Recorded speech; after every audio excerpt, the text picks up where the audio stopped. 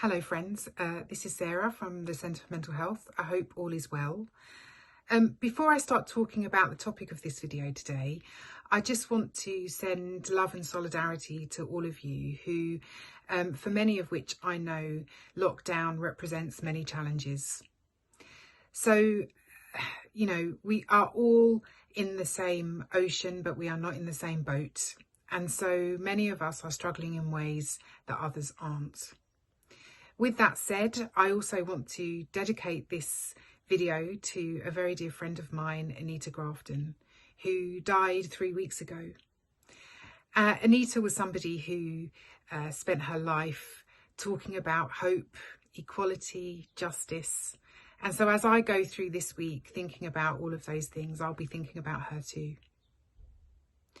We have spent the last 2 years looking at equality and mental health.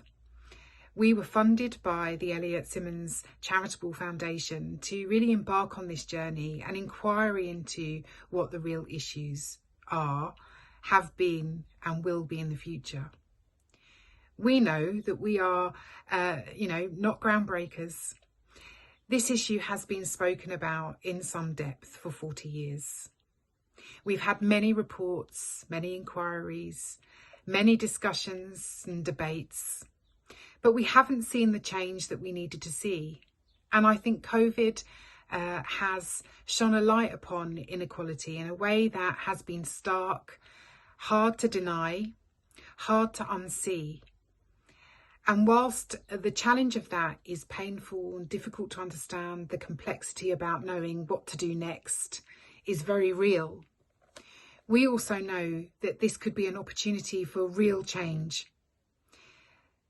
There has been many incidences around the world over the last 100 years where we have been pushed to the limits as a humanity.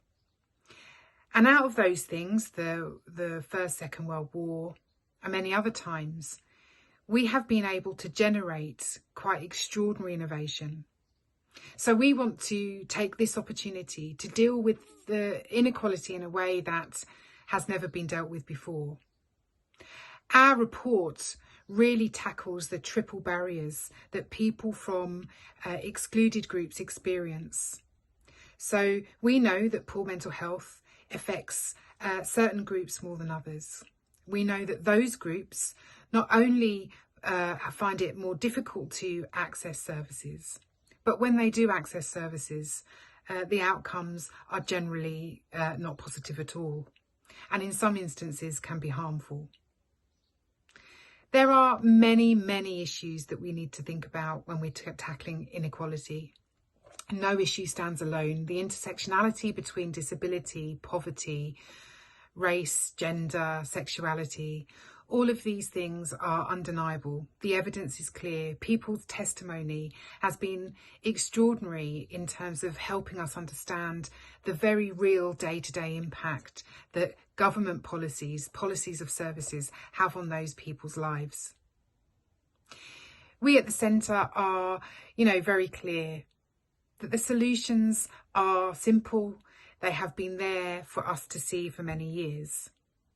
We have come up with a 10-point plan, really, a set of recommendations that help both communities, national policy and decision makers to make the best decisions about the money in which they spend on services, local infrastructure.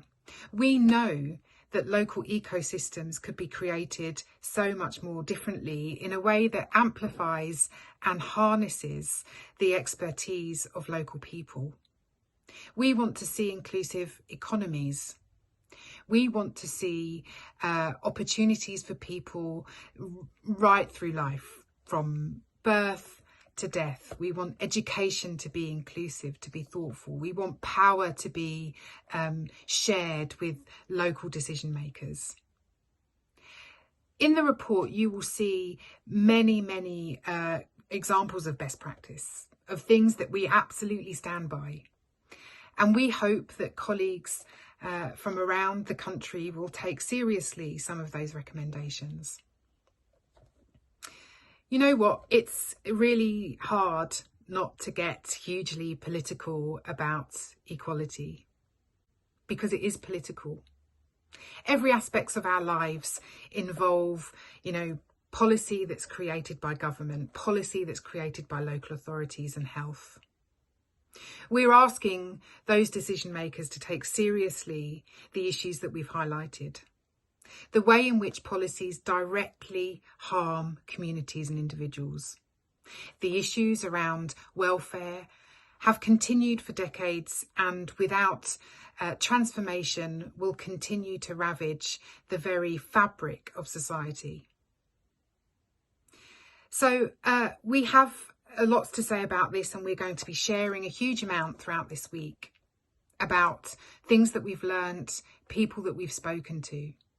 But look, really enough is enough.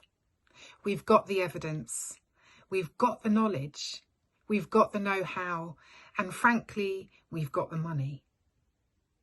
So it's about time that we take seriously this opportunity. We don't need to hear denials that, the UK doesn't have some of the challenges other parts of the world do. We don't need to hear that,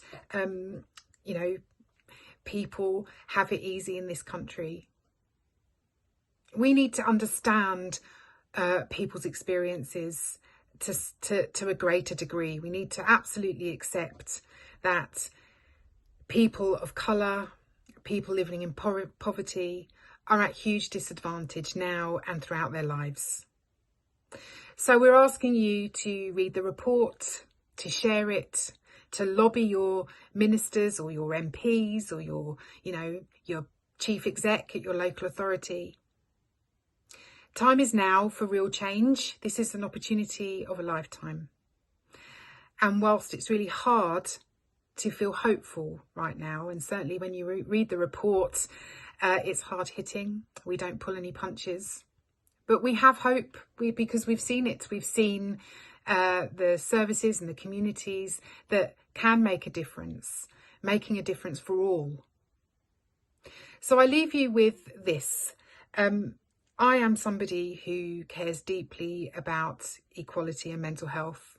I've spent my life trying to make changes, to understand, to lobby, to be a campaigner and activist. We're asking you to do the same.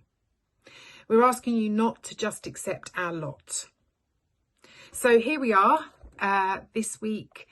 Do stay in touch with us and let us know what you think. We're keen to hear from you. And just remember that we have it in our gift to make some of these changes. Don't let this opportunity pass us by. See you next time. Bye.